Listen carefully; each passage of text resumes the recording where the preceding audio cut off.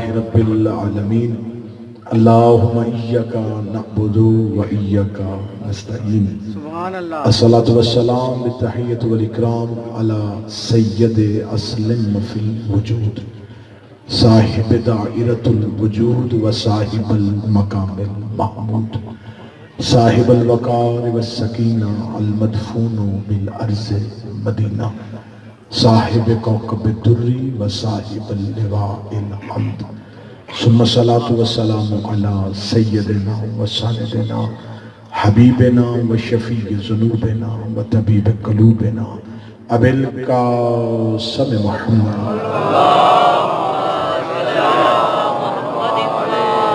وأولاده الطيبين الطاهرين المعصومين المظلومين المنتجبين المهديين ولعن الله تعالى على قوم الظالمين الكافرين المنافقين المتكبرين اما بعد فقد قال حق سبحانه وتعالى في كتابه المجيد وفرقان الحميد وهو أصدق الصادقين وقوله الحق بسم الله الرحمن الرحيم يا أيها النبي إن أرسلناك شاهدا ومبشرا ونذيرا داعيا إلى الله بإذنه وسراجا منيرا.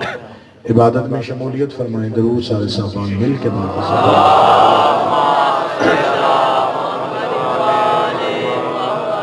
محبان نبی و اہل بیت نبی حبداران رسول و اہل بیت رسول میرے انتہائی قابل احترام شیعہ اہل سنت اہل اسلام مہربانوں، دعا ہے کہ آل محمد کا عظیم خالق ہماری عظیم ترین عبادت کو اپنی بارگاہ میں شرف قبولیت عطا فرمائے. رب الحسین بحق الحسین جتنے بھی ہاتھ جد الحسین کے ذکر میں مانگنے کے لیے آئے، اس عزت والے ذکر سے کوئی بھی خالی ہاتھ واپس نہ جائے. اللہ منتظمین کے، حاضرین کے، ذاکرین کے رزق معرفت میں اور اس کے ولایت میں اضافہ فرمائے. اللہ منتظمین کے، بانیان کے جتنے مرحومین ہیں، حاضرین کے جتنے مرحومین ہیں، شہدائے ملت جعفریہ ہیں یا وہ مومنین جن کے پیچھے دعا کرنے والا اب کو زندہ وارث کی صورت میں موجود نہیں، میرا مالک ہم ان کے لیے دعا گو ہیں. اس ذکر کی عزت کے صدقے سے قیامت والے دن وہ اٹھیں، ایک ہاتھ میں قرآن دوسرے ہاتھ میں دام اہل بیت نصیب فرما. اس وقت تک کسی علی ولی اللہ پڑھنے والے کو موت نہ آئے جب تک والی کربلا کے نوری محل کی زیارت نصیب فرما. حجت دوران ضرورت زمانہ وارث خانہ پروردگار رہبر معظم آیت اللہ الکبریٰ سرکار حضرت ولی العصر کے ظہور میں تعجیل فرما. جتنے مومنین بیمار ہیں بالخصوص جناب سید مراتب کاظمی صاحب بیمار ہے، میرا مالک انہیں صحت کاملہ و عاجلہ نصیب فرما. دعائیں قبولیت کی آخری منزل تک پہنچائیں. سہارا درود کریں اور بلند آواز سے صلوات پڑھیں.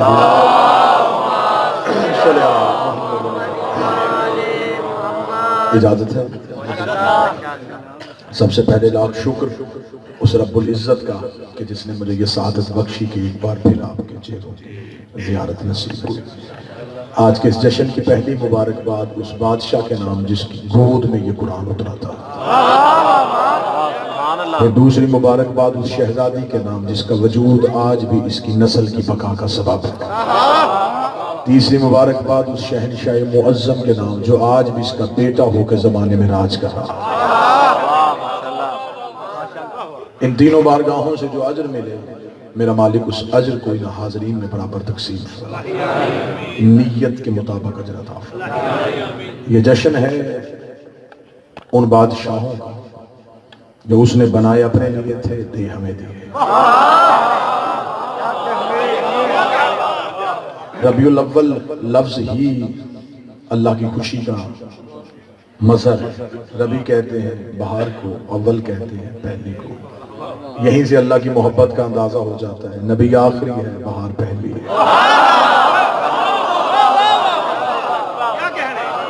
آیا سب سے آخر میں لیکن اس کے لیے پہلی بہار ہے. اس میں میرے اہل سنت بھائی 12 کو مناتے ہیں، ہمارے ہاں یہ جشن 17 کو مناتے ہیں. 12 اور 17 پہ ہم نے بحث کرنی نہیں، یہ بڑی چھوٹی بحث ہے کہ تاریخ 12 ٹھیک ہے یا 17 ٹھیک ہے. 12 بھی چاند کی تاریخ ہے، 17 بھی چاند کی تاریخ ہے. چاند نہ تھا اور یہ تھا. یہ چاند کے بعد نہیں، یہ چاند سے پہلے. زحمت فرمائیے گا سارے حاضر. یہ چاند پہلے ہے، یہ چاند سے بعد نہیں. چاند نے روشنی لی ہے سورج سے، سورج کو روشنی انہوں نے عطا کی. لہذا اس بات میں ہم نے بحث نہیں کرنی یہ 12 ہیں یا 17 ہیں. 12 بھی ٹھیک ہے، 17 بھی ٹھیک ہے، ذکر ہونا چاہیے.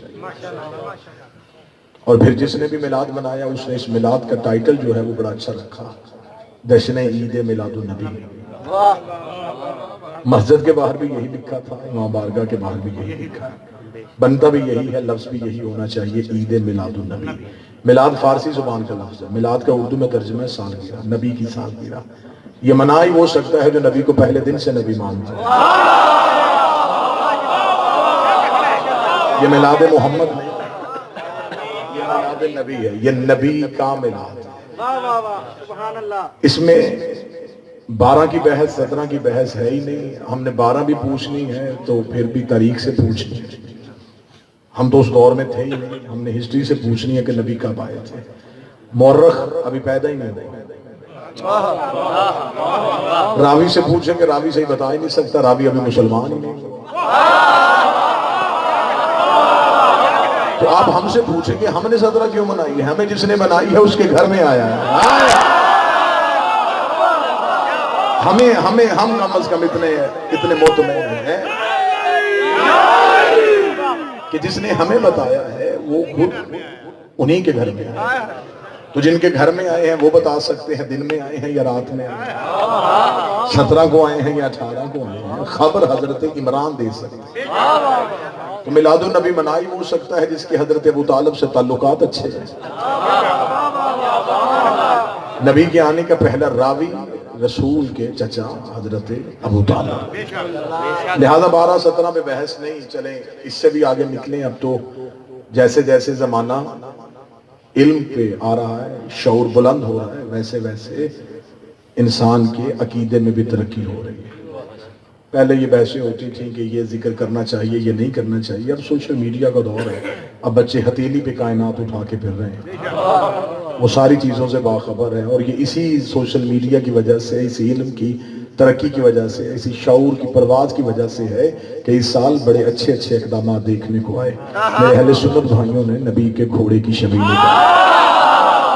میرے شہر کے زیرت لوگ بیٹھے ہیں، آپ نے اس پہ تائید کا حق ادا نہیں کرنا تو پھر کس نے کرنا ہے؟ میرے اہل سنت بھائیوں نے کراچی میں نبی کے گھوڑے کی شبیہ نکالی۔ ہم تنقید کرنے والے لوگ نہیں ہیں، قطعاً میں ممبر سے تنقید نہیں کروں گا، تنقید کروں گا ان کا دل ٹوٹ جائے گا۔ میں شیعہ قوم کی طرف سے انہیں سلوٹ کرتا ہوں، میں شیعہ قوم کی طرف سے انہیں سلام کرتا ہوں کہ آپ نے اس تنگ نظری کے دور میں نبی کے گھوڑے کی شبیہ نکالی، اور میرا خیال ہے میرے شہر والوں یہ پہلا گھوڑا تھا جسے دیکھنے سے کسی کا نکاح بھی نہیں ٹوٹا، یہ پہلا گھوڑا تھا جسے دیکھنے سے کسی کا ایمان خطرے میں نہیں گیا تھا، یہ پہلا گھوڑا تھا جسے مسلمانوں نے جی بھر کے دیکھا، محبت کی آنکھوں سے دیکھا۔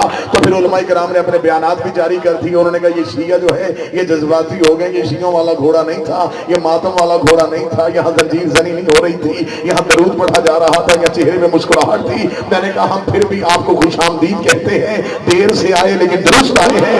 آج آپ کو نبی کی سواری یاد آ گئی ہے، کل آپ کو نبی کی سواری یاد آ گئی۔ سارے بولنا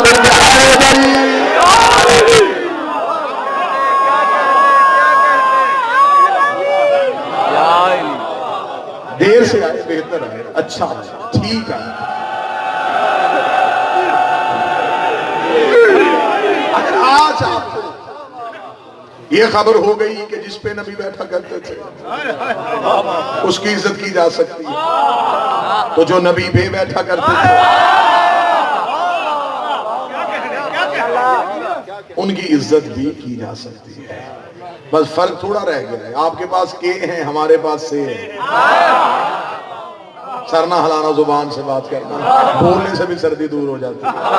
آپ کے پاس کے ہیں، ہمارے پاس سے ہیں، آپ کے پاس جتنے رشتے ہیں وہ کے والے ہیں، نبی کے صحابہ، نبی کی زوجہ، نبی کے رشتے دار۔ ہمارے پاس کے والا چکر ہی کوئی نہیں ہے۔ الفاطمہ تو بسعت منی، فاطمہ مجھ سے، حسین منی، حسین مجھ سے، حسن منی، حسن مجھ سے، یا علی انت منی وانا من کا، علی تو مجھ سے، ادھر کے ہے ادھر سے ہے، درود کے والوں میں نہیں ہوتا، سے والوں سے۔ سارے بولا، ہاتھ اٹھا کے بولا ہے بری۔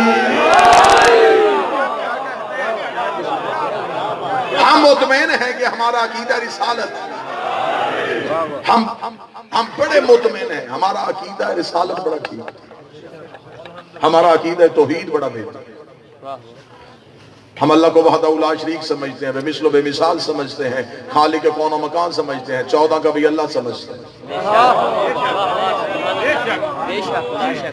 لوگوں نے اللہ کو ماننا ہے نشانیوں سے. آج کسی سے پوچھے تو نے اللہ ماننا ہے, وہ کہے گا ماننا ہے. دیکھا ہے نہیں, سنا ہے نہیں, دلیل کیا ہے؟ وہ کہتا چند دلیلیں ہیں جو میرے پاس ہے جو بتاتی ہیں کہ اللہ ہے.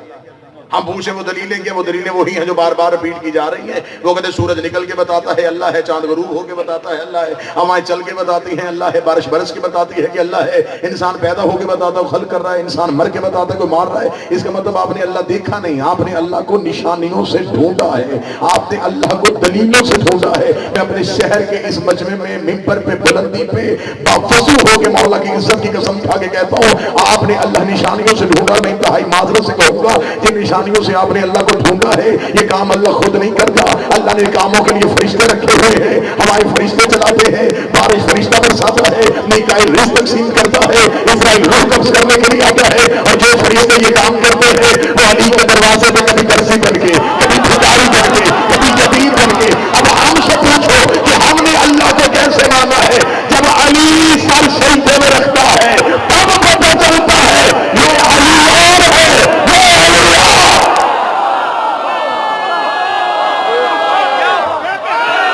مومنین ناصری دونوں ہاتھ بلند کر کے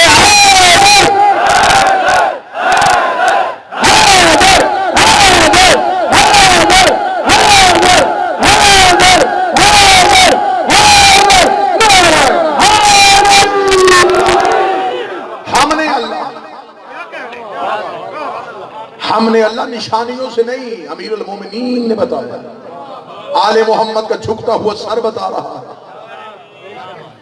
لے میں ادب کی ایک سطر ہدیہ کرنے لگا ہوں. ہم نے اللہ نشانی سے نہیں ڈھونڈا, علی کی پیشانی سے ڈھونڈا. علی کا جھکتا ہوا سر, علی کے سجدے کا نشان. اور پھر میرے شہر کی عقیدوں پہ مجھے ناز ہے, میں صدر کہنے لگا ہوں دنیا کے پاس علی جیسا ایک بھی ہوتا لوگ کب کے مشرک ہو جاتے. نہیں, آپ نے صدر وصول نہیں کی. لوگوں کے پاس علی جیسا ایک بھی ہوتا لوگ کب کے مشرک ہو جاتے. ہمارے پاس 12 علی ہے, ہم پھر بھی حسین سجدہ کر رہے ہیں.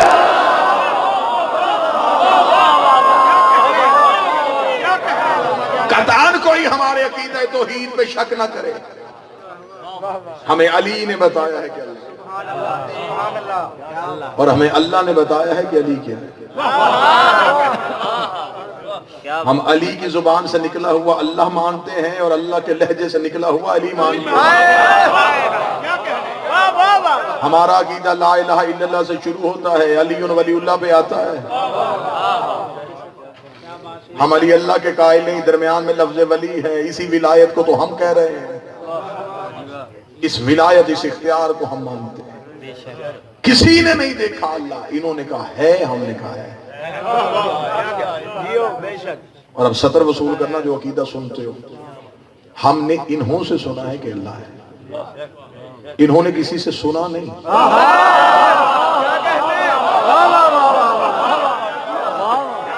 انہوں نے کسی سے نہیں سنا, انہوں نے دیکھا ہے, وہ ہے. انہوں نے دیکھ کے گواہی دی, ہم نے ان کی گواہی پہ گواہی دی. انہوں نے دیکھا, انہوں نے آگے کہا ہے, پھر ان کی زبان اتنی سچی سی, ہم نے بھی کہا ہے. جن کی ہے کو توحید کہیں.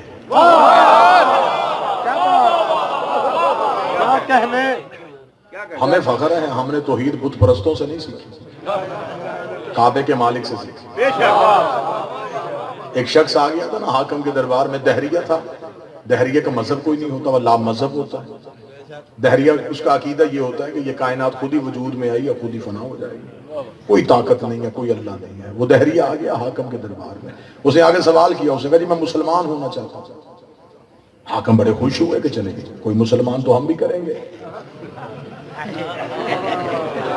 ابھی خوشی چہرے پہ تھی, اس نے ساری کی ساری خوشی واپس لے لی. اسے کہا مسلمان بعد میں ہوں گا, پہلے سوال کا جواب چاہیے.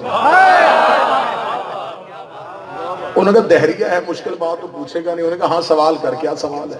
اسے حاکم کے دربار میں کھڑے ہو کے کہا, اس نے کہا تمہارے قرآن میں آیت ہے ان اللہ علی کل شیء قدیر, بے شک اللہ ہر شے پہ قادر ہے. اس نے کہا ہاں یہ آیت ہے. اس کا واقعی یہ آیت ہے، اس کا بالکل یہ آیت ہے، اس کا تمہارا یقین بھی ہے، وہ ہر شے پہ قادر ہے، ان کا بالکل یقین ہے۔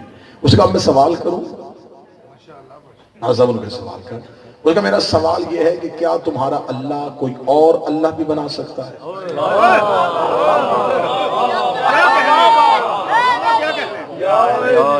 اب اگر کہے نہیں تو وہ کہے گا وہ علی کل شیء قدیر کیسا،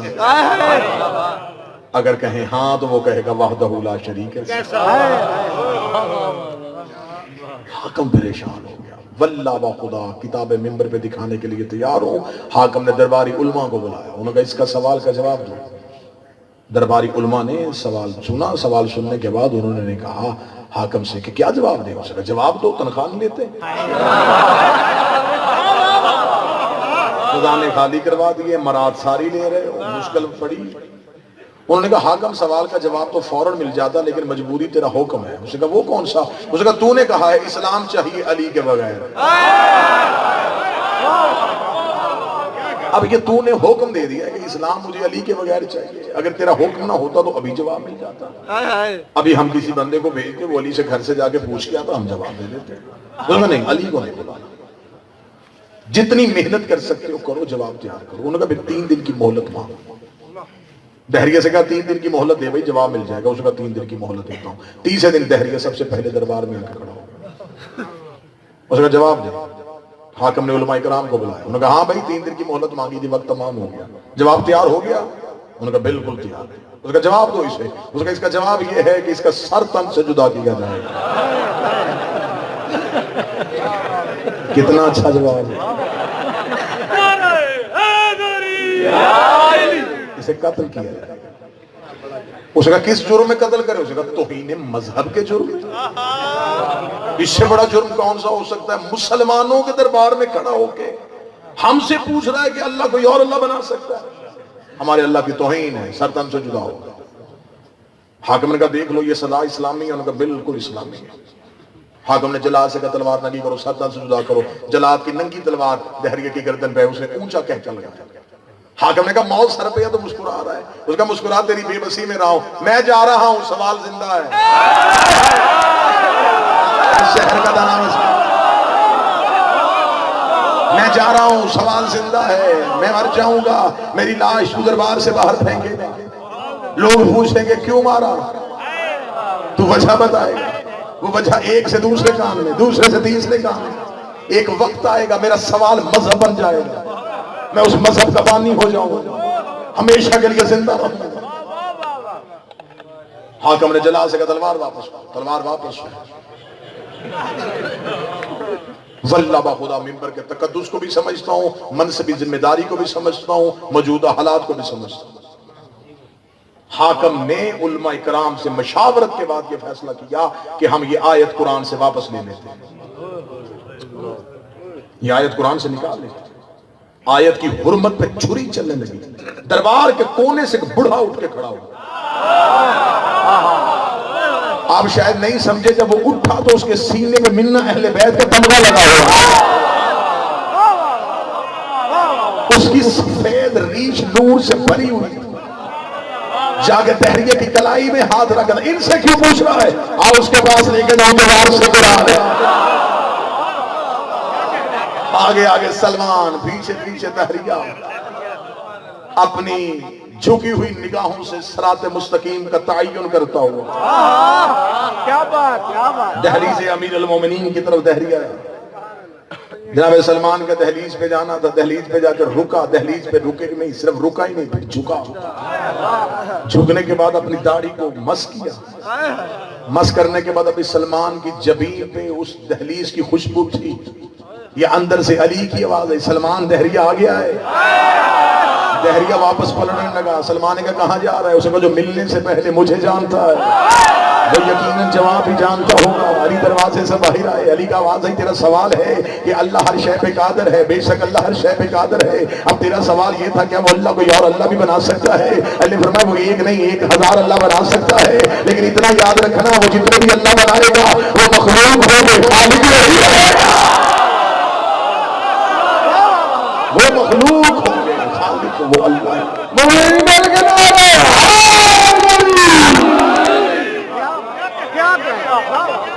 थोड़ा थोड़ा तमहीद में मैं तौहीद से गुजरूंगा ताकि रिसालत तक पहुंचूं। लोगों को शौक है ना हमसे अकीदा तौहीद सुनने का। आइए फिर हम आपको तौहीद सुनाएं। जब अली वलीउल्लाह वाले तौहीद पढ़े तो फिर कैसे पढ़े? ये अल्लाह ने अपने इख्तियारात का मालिक इन्हें बनाया हुआ है। हम इन्हें अल्लाह नहीं कहते, हम अल्लाह के इख्तियारात का मालिक इन्हें समझते हैं। आइए वो इख्तियारात कुरान से पढ़ लेते। बोर तो नहीं हो रहे? माशाअल्लाह। कुरान में कहता ला यमलिकुन शफा इल्ला मन अतखज़ इंद रहमान अहदन। कोई मालिक नहीं है शफात का। जितने तौहीद परस्त है ना वो आयत का इतना टुकड़ा पढ़ते हैं सिर्फ ला यमलिकुन शफा, बस इसके आगे नहीं पढ़ना। ये देखे जी अल्लाह कुरान में कह रहा कोई शफात का मालिक नहीं। आयत यहां रुकी तो नहीं, आयत तो इससे आगे चली ला यमलिकुन शफा, नहीं कोई भी मालिक शिफात का इल्ला मन अतखज़ इंद रहमान अहदन, सिवाय उस मन के जिसने अल्लाह से वादा लिया। अब तौहीद में मेरा साथ देना। अल्लाह ने कुरान में कहा कोई मालिक नहीं है, लेकिन एक है जिसने अल्लाह से वादा लिया। नाम अल्लाह ने नहीं लिया, मन, वो मन है। मेरे मालिक ये मन कौन है? नबी है, मुरसल है। फरमा कुरान की दहलीज में बैठ जा, कुरान के मुख्तलिफ कोनों में मैंने ये मन छुपा के रखा। आयतों का ताकुब करता जा, जहां से मन मिले वहां से उठाता जा। मैं कुरान की दहलीज पे आके बैठा, मैंने कहा ओ अली का खामोश जाकर, मुझे पता तेरे सीने में कोई और मन भी है। कुरान की एक आयत ने सर उठाया, उसने कहा यौमा इज़न ला तनफ़अहु शै इल्ला मन अज़न लहू। एक वक्त आएगा कोई चीज नफा नहीं देगी सिवाय उस मन के जिसे अल्लाह ने इजाजत दी हुई है। मैंने कुरान से कहा, मैं अल्लाह से पूछने गया, उसने कहा शफात मन के पास है। तो ने कहा एक मन है जो क़यामत वाले दिन नफा देगा। मैं तो मन पूछना चाहता हूँ, ये मन कौन है? आदम है, ईसा है, याहया है, ज़करिया है, मूसा है, खिज़र है, मुझे ये मन बता। कुरान के किसी और आयत के दरवाजे में दस्तक दे, मैंने आगे चला गया। फिर एक और कुरान की आयत ने सर उठाया, उसने कहा समावात वल अर्ज़, एक दिन आएगा जमीन भी हलाक हो जाएगी, आसमान भी जल जाएगा, इल्ला मन, सिवाय उस मन के शाह अल्लाह जिसे अल्लाह ने चाहा हुआ है। इसका मतलब है फिर कुरान ने हमें मन बताया, नाम नहीं बताया। मैंने कहा कुरान मुझे मन का पता चाहिए, मुझे मन का नाम चाहिए। ये मन कहाँ रहता है? कुरान का मैं एक एड्रेस देता हूँ, वहां तक पहुंचना कौन है? मैंने कहा वो एड्रेस बताओ। उसने कहा मिनन नास से नहीं यजरी नफ्सहु बिहा मरज़तुल्लाह वल्लहु बिहा। इंसानों में एक ऐसा मन रहता है जो सोच मर्जियां खरीद लेता है। मैंने कहा कुरान में मन कहाँ है? उसमें कुल कफ़ाबिल्लाह शहीद है बैनी व बैनकुम व मन इंदहु इल्मुल किताब। एक अल्लाह की गवाही के लिए एक अल्लाह आएगा, एक वो मन आएगा जिसके पास किताब का पूरा इल्म है। मैंने कहा कुरान उस मन का चेहरा कैसा है? कुरान का हाँ मैं तुझे बताऊं, एक वक्त आएगा हर चीज हलाक हो जाएगी सिवाय उस मन के जिसे अल्लाह का चेहरा कहते हैं। मेरे को कुरान के मन का नाम क्या है? कुरान का मतबे को पढ़कर कबीर के चौक बोला, नबी के घर हमें मन दिखा, नबी ने हाथ पकड़ के कहा मन कौन बताया? वो बड़ी मिल के बुलंद आवाज से अली है के नारे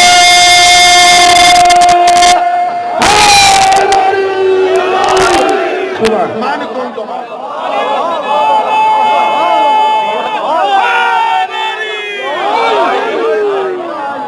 ये है वो मन,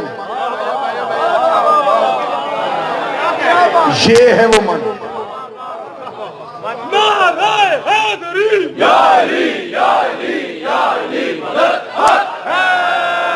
साढ़े 3 घंटे का खुतबा गदीर के चौक में मन पे। अब फिर उर्दू अदब का जुमला है, अब इस मन की अपनी मर्जी है, जिस मन में चाहे उसी मन में आता है। लाख कोई मन चाहे लेकिन जब तक ये मन न चाहे ये किसी मन में आता ही नहीं। इसका मतलब है कि मर्जियां अली के पास, शफाअत का इख्तियार अली के पास। जो हलाक नहीं होगा वो चेहरा अली का, जो क़यामत को रिसालत की गवाही देगा वो लहजा अली का। इसका मतलब अल्लाह के इख्तियारात के मजहर को अली कहते हैं। बेशक, सुभान अल्लाह, बेशक। ذکر رسالت ہم آپ کو سنائیں، ہم آپ کو بتائیں کہ جس کا علی ایسا ہے وہ نبی کیسا ہے؟ اللہ قرآن میں کہتا ہے آپ نے ساری زندگی میرے شہر کا زیرک مجمع قدیم عزادار ہیں، مدت سے آپ نے علماء کرام کو سنا ہے، ہمیشہ آپ نے یہی سنا کہ خدا کہتا حل عطا کا حدیث موسیٰ، کیا تمہیں یاد ہے وہ موسیٰ والی بات جب میں اس سے درخت سے بولا تھا؟ خدا کہتا میں موسیٰ سے بولا درخت سے. اب یہاں پہ لفظ درخت نہیں ہے، قرآن میں لفظ ہے شجر کا. شجر کا ترجمہ جس نے کیا اس نے درخت کیا کہ اللہ بولا تھا ایک شجر سے، شجر سے مراد درخت. زمانہ طالب علمی سے لے کے زمانہ منبر تک میں اس کھوج میں ہوں کہ کسی مفسر نے نیچے ترجمے میں اس درخت کے آگے بریکٹ میں لکھا ہو کہ کون سا درخت، بیری کا تھا، شیشم کا تھا، کیکر کا تھا، نیم کا تھا، کس چیز کا درخت تھا. اگر اللہ اس درخت سے بولا ہے تو آج تو اس درخت کے پتے کھانا بھی شفا کہ کتنا متبرک ہے یہ درخت. اس سے اللہ بولا تھا موسیٰ سے، جس نے بھی لکھا اسے کہ شجر سے، شجر سے بولا، درخت سے بولا، درخت سے بولا، درخت سے بولا. شاہی چوک اس منبر سے لے کے نجف تک میں سامن ہو، ساری زندگی اسی کھوج میں رہا وہ درخت کون سا ہے. ہر مفسر نے کہا درخت تھا، درخت تھا، درخت تھا، کسی نے نہیں بتایا وہ شجر کون سا تھا. جب میں نے نجف میں جا کے علی کی زہری پہ سلام کیا، زیارت کی کتاب کو اٹھایا تو زیارت میں ایک جملہ لکھا ہوا تھا السلام علیکہ یا شجرۃ ندا، اے بولنے والے شجر تجھ کو ہمارا سلام. اے بولنے والے شجر. جب ہمیں پتا چلا کہ شجر علی ہے، اب صدر کا قتل نہ کرنا، جب پتا چلا شجر علی ہے تو اب قرآن کی یہ آیت بھی کھل کے سامنے آ گئی آدم شجر کے قریب نہ جانا. جو بول سکے وہ بول. یہ نہیں کہا اللہ نے دانا نہ کھانا، وہ ایک دانا کھا لے جنت سے نکل جائے تو من من کھا جائے تو پھر بھی جنتی. دانا نہیں کھایا، فرمایا آل محمد کے قریب نہ جانا، ان جیسا ہونے کی کوشش نہ کرنا. اس کا مطلب ہے جو دخل سے بولے وہ علی. ہم تمہیں علی سناتے ہی اس لیے ہیں تاکہ تمہیں سمجھ آئے کہ جس کا علی ایسا ہے اس کا نبی کیسا ہے. میں اب سطر کہنے لگا ہوں، میرے شہر میں یہ سطر نہیں، یہ قرارداد ہے، جہاں تک جائے گی وہاں تک آواز پہنچانی چاہیے. ہم نے علی کی وجہ سے نبی کو نہیں مانا، ہم نے نبی کی وجہ سے علی کو مانا.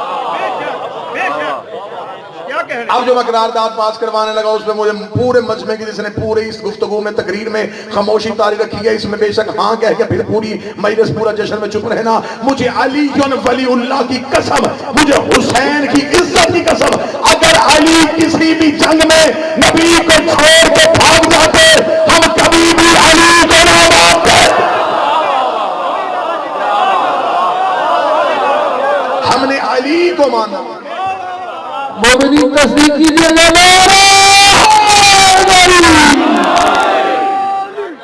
ہم نے علی کو مانا ہے اس وجہ سے کہ علی کی پوری زندگی میں احترام رسالت. ہم نے علی سے نبی لیا اور مولا علی کی پوری زندگی میں نبی کے سامنے کیوں، کیا، کیسے ہے ہی نہیں. لبیک، اس لبیک یا رسول اللہ کا بانی علی ہے. او گھر جلانے والوں، او کیلے لوٹنے والوں، عادتیں ابھی تک نہیں گئی، کھجوروں کے باغ سے جلی تھی، کیلے کی ریڑی تک پہنچ گئی، اندر کی بھوک ابھی بھی ختم نہیں ہوئی، زبان پہ عشق رسول کے نعرے. لبیک یا رسول اللہ کا بانی علی ابن ابی طالب ہے. احتجاج کرنے کا طریقہ ہی ہم سے سیکھ لیتے. سب سے زیادہ احتجاج یہ قوم کرتی ہے اور یہ وہ قوم ہے جس کا احتجاج لائسنس یافتہ ہے. ہم سرکاری پروٹوکول کے ساتھ، ہم پولیس کے آگے آگے بھاگ کے احتجاج نہیں کرتے. اب تائید فرمائیں گے تو میں دو چار جملے کہوں گا. مدت کے بعد آئے ہوں، مزاج تو نہ آپ کا بدلا ہوا دیکھیں. ہم پرامن لوگ ہیں، ہم مہذب ترین قوم ہیں. ہم سے یہ احتجاج کا طریقہ سیکھ رہے تھے. سب سے زیادہ احتجاج ہی ہم نے کیے، اور یہ تو عقل کا تقاضا، جس کا زیادہ تجربہ اسے سیکھ لیتا ہے بندہ. ہم سے پوچھ لیتے ہیں تمہارا زیادہ تجربہ ہے، تم ہر سال میں کئی دفعہ نکلتے ہو، ہمیں بتاؤ احتجاج کا طریقہ کیا ہے، ہمیں بتاؤ سڑکوں سے گزرنے کا طریقہ کیا ہے. ہم نے آج تک 1400 سال ہو گئے میری کام کو لبیک یا حسین کہتے ہوئے گلیوں میں خزانوں میں چوکوں میں چوراہوں میں آتے ہیں. ہم نے آج تک کبھی کسی کا دن کا بھی نہیں توڑا، ہم نے آج تک کسی کے دیوار پہ پتھر بھی نہیں مارا. اتنی پرامن ہو کے میری کام گزر جاتی ہے کہ پوری رات حسین کے ماتمی قیمتی ترین مارکیٹوں میں ماتم کرتے پھرتے ہیں. دکاندار مطمئن ہو کے گھر سویا ہوتا ہے، اسے پتا ہے حسینی کبھی چور نہیں ہوتا، حسینی کبھی کسی کا گھر کا تالا نہیں توڑتا، حسینی کبھی کسی کا سامان نہیں ہوتا. ہم نے آج تک نہ آگ لگائی ہے نہ کسی کا گھر لوٹا ہے، کیونکہ ہم آگ لگانے والے کو بھی عبادت کرتے ہیں. مومنین کا آواز بلند کر کے لبیک یا حسین، لبیک یا حسین، لبیک یا حسین، لبیک یا حسین، لبیک یا حسین، لبیک یا حسین علی. یا امام المنتظر، یا امام المنتظر، علی حق نعرہ حیدری. ہم سے سیکھو لبیک یا رسول اللہ کہاں کیسے جاتا ہے. لبیک یا رسول اللہ کہنے کے لیے لبیک یا حسین کہنا پڑتا ہے. حسین کے لہجے میں ہے لبیک یا رسول اللہ. احتجاج کا طریقہ ہم سے سیکھو، ہم سے سیکھو کہ نبی کی عزت پہ کیسے نکلا جاتا ہے. میں پورے ملک میں اپیل کر رہا ہوں، اگر احترام میں رسالت کا قانون بنے سب سے پہلے ہم شیعہ کھڑے ہیں. حرمت رسول پہ جان بھی قربان ہے، یہ جچتا ہی ہماری زبان سے ہے. آپ چپ بیٹھے ہیں، دلیل دوں. اس لیے کہ جس نے سب سے پہلے بستر پہ بیٹے سلائے تھے، یہ جان بھی قربان والا لفظ حضرت عمران نے شروع کیا ہے. عزت رسالت کی بات تو ہم سب سے پہلے جائیں گے، ہم سب سے پہلے کھڑے ہوں گے. لیکن یہ کوئی انصاف نہیں ہے. آپ گستاخ رسول کو سزا دینا چاہتے ہیں تو آپ کسی کا گھر جلائیں. آپ توہین رسالت کا قانون بنانا چاہتے ہیں، آپ قانون بنائیں نا. آپ سینٹ میں بل پیش کریں، آپ قانون سازی کریں. قانون سازی کرنے میں سرکار آپ نے دیر کر دی ہے. پہلے سلیبس بدلیں، پہلے نعتیں بدلیں. ابھی تک میں ایک بڑا پڑھا لکھا جملہ کہنے لگا ہوں، ابھی تک لوگوں کو یہ نہیں پتا چلا کہ سیرت نبی کانفرنس میں سورت نبی کی بات نہیں کرتے.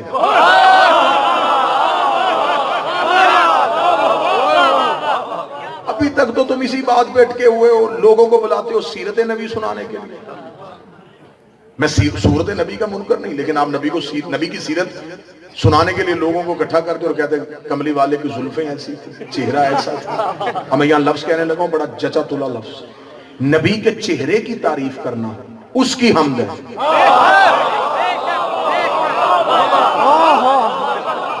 بھئی نبی کے چہرے کی تعریف کرنے میں نبی کی نعت کہاں ہے؟ یہ تو اللہ کی تعریف ہے جو خالق حسن ہے کہ اس نے اس کا چہرہ ایسا بنایا، اس کی زلفیں ایسی بنائی. یہ تو اللہ کی حمد ہے. نعت کہاں ہے؟ نعت سورت نبی میں نہیں، نعت ہے سیرت نبی میں. سیرت کیا تھی؟ اللہ نے اسے کمال دیے تھے، اس کمال کو عین اس کے مقام پہ رکھے، یہ سیرت ہے. اللہ نے حسن دیا، اس نے استعمال ہی اسے منوانے کے لیے کیا. بے شک. چلے بات مشکلوں میں بات آسان کر دیتا ہوں. ہمیں علی نے بتایا ہے کہ احترام رسالت کیا ہے. کوفے کا ممبر تھا، ممبر کے آخری زینے پہ امیر المومنین تھے، یہودی آ گیا. اس نے کہا علی پوچھنے کے لیے آئے، میں مسلمان نہیں ہوں لیکن ایک سوال میرے ذہن میں اٹکا ہوا ہے. فرمایا وہ سوال کیا؟ اس نے کہا پوچھنا صرف یہ چاہتا ہوں آپ سے جو بھی سوال کرے فوراً جواب دیتے ہیں، پڑھا کہاں سے ہے؟ میں وہ پوچھنے آؤں یہ علم کہاں سے سیکھا ہے؟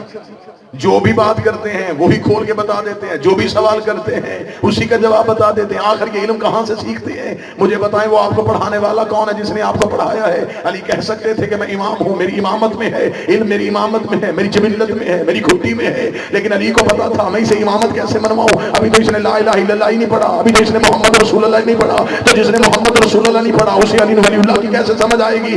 علی نے اس کو اس کی سوچ کے بالکل مطابق جواب دیا. آج بھی جواب نہج البلاغہ میں ہے. علی فرمایا کیا پوچھنا چاہتا ہے؟ اس کا پوچھنا چاہتا ہے علم کہاں سے سیکھا؟ علی فرمایا حاضر سے فضل علم ہے, حاضر لعاب رسول اللہ, یہ تو میرے سینے میں علم ہے, یہ رسول کے لعاب دوسرے کا اثر ہے, یہ رسول کے لعاب دوسرے کا اثر ہے. اس یہودی نے فوراً علی کے قدموں پہ ہاتھ رکھے, ہاتھ رکھا مجھے ابھی کلمہ پڑھوا دیجئے. علی فرمایا اتنی جلدی کلمہ کیوں پڑھ رہا ہے؟ اس کا جس کا شاگرد ایسا ہے وہ استاد کیسا ہوگا, جس کا غلام ایسا ہے وہ نبی کیسا ہوگا. اب مجھے کلمہ پڑھا دے, میں نے تیرا نبی دیکھا نہیں, تیرے علم سے پتا چل گیا کہ اس کا علم کیسا ہے. وہ لا الہ الا اللہ محمد رسول اللہ علی الولی نے پڑھ کے دربار علی سے باہر نکلا. یا ایک بندہ اٹھ کے کھڑا ہو گیا, اس کا علی میں اعتراض کرتا ہوں, آج پتا چلا ہے یہ علم آپ کا نہیں, یہ تو ہمارے نبی کا کمال ہے, تو تیرا کمال کہاں ہے؟ علی کی ایک جاہل نہ پر ابھی لعاب بولا ہے,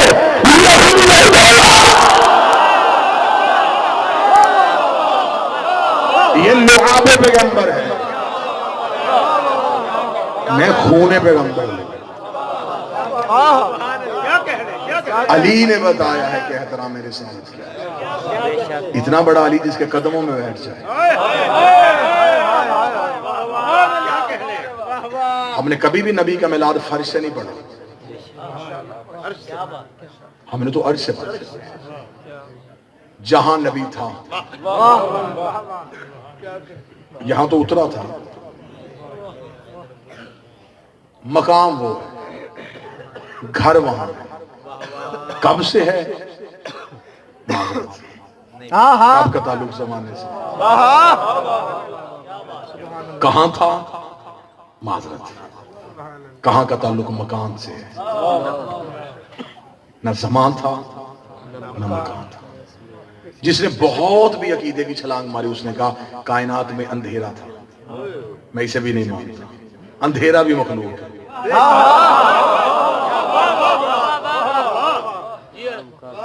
کیا کہنے, کوئی مخلوق تھی نہیں. روشنی تھی, روشنی بھی مخلوق ہے. سناٹا تھا, نہیں مخلوق ہے. خاموشی تھی, غلط, مخلوق ہے. کیا کہوں کیا تھا. میری زبان جبریل کی طرح کام کے پیچھے رہ جاتی ہے.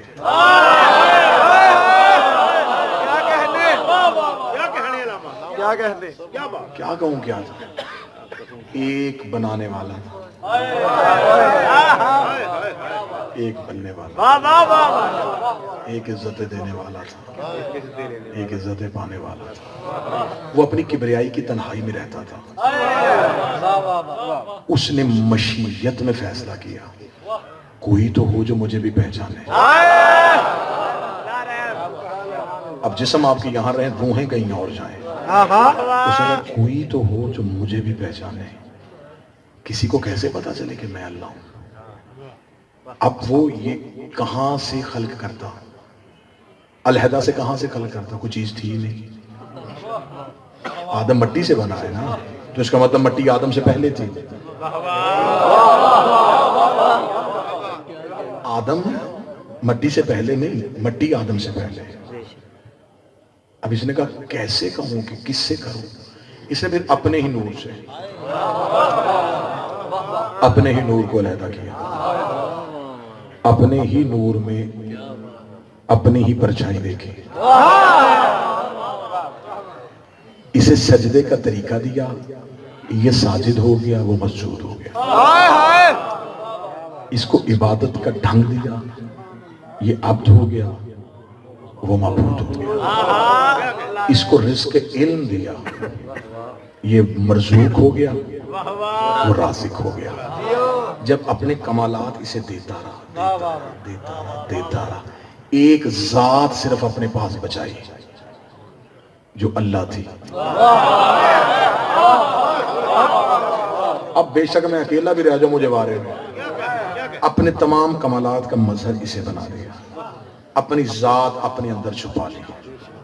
کہ یہ بھی اگر اسے دے دی تو کیسے پتہ چلے گا یہ ہے. ذات اپنے پاس رکھی, کمالات اسے دے دیے, کیونکہ اس کے پاس ارادہ تھا, وجود نہیں تھا. اس کے پاس وجود تھا, ارادہ نہیں تھا. اس نے اپنا ارادہ اس کے وجود میں ڈال دیا. اس نے کہا اب میرا ارادہ تیرے وجود میں ہے, اب بولے گا تو لہجہ میرا, راضی تو ہوگا رضا میری, ناراض تو ہوگا غضب میرا. جب اس نے اپنے کمالات اسے دے دیے تو اس نے کہا کہ اب تجھے تو میں نے کمالات دے دیے, ابھی کمالات بھی کوئی دیکھے. اس نے کہا چل ٹھیک ہے, اب میں کچھ خلق کرتا ہوں تیرے لیے. تجھے بنایا اپنے لیے, کائنات بناتا ہوں تیرے لیے. تو نے چلنا ہے نا, زمین پہ جاتا ہوں, تجھ میں سایہ رکھے ایک عرش سجاتا ہوں, تجھے نور لے ایک سورج بناتا ہوں, تیرے پاؤں کے تلوے چاٹے ایک چاند بناتا ہوں, تیرے دروازے پہ کمی بن کے آئے ایک تارا بناتا ہوں.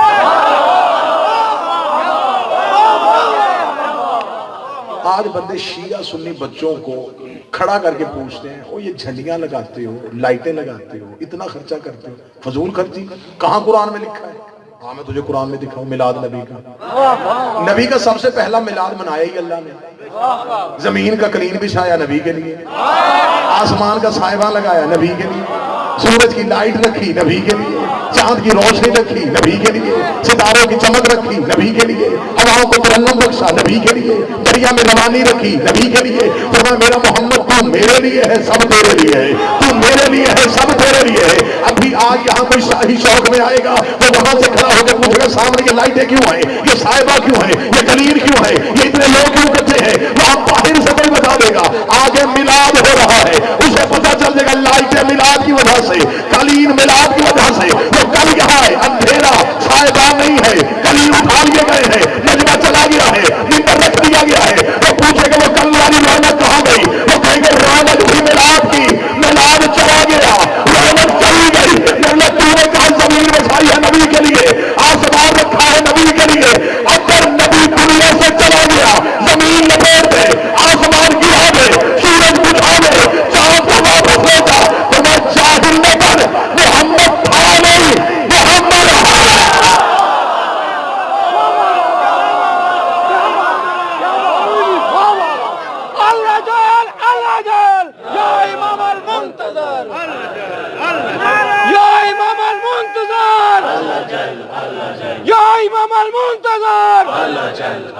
علی حق نعرہ حیدری.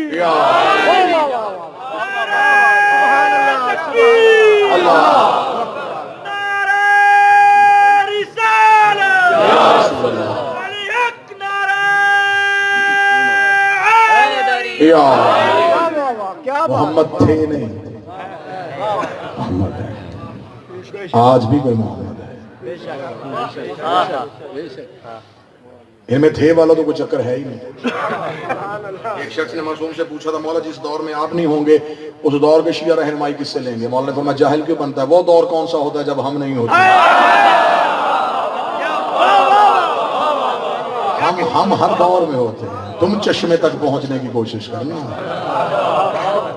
تم چشمے تک پہنچنا نا, ہم ہر دور میں ہوتے ہیں. پھر کیونکہ یہ دن منسوب ہو گئے, یہ رات جو ہے, یہ شب جو لگ گئی ہے, یہ ربط ہو گیا ہے مربی رسالت کے ساتھ. یہ ایام شروع ہو گئے ہیں, 26 ربیع الاول منسوب ہے سرکار حضرت عمران کے ساتھ. تو میں غاصب بنوں گا اگر میں اس جملہ اس بادشاہ کی سیرت کروں. مربی رسالت, نگہبان پیغمبر, جملہ میرا نہیں, جملہ حماد اہل بیت شہید محسن نقوی کا ہے, انہی کا جملہ انہی کے نام ذکر کرتا ہوں. وہ کہتے ہیں جس کے بڑھاپے کے سائے میں اسلام کی یتیمی نے جوانی کے انداز سیکھے.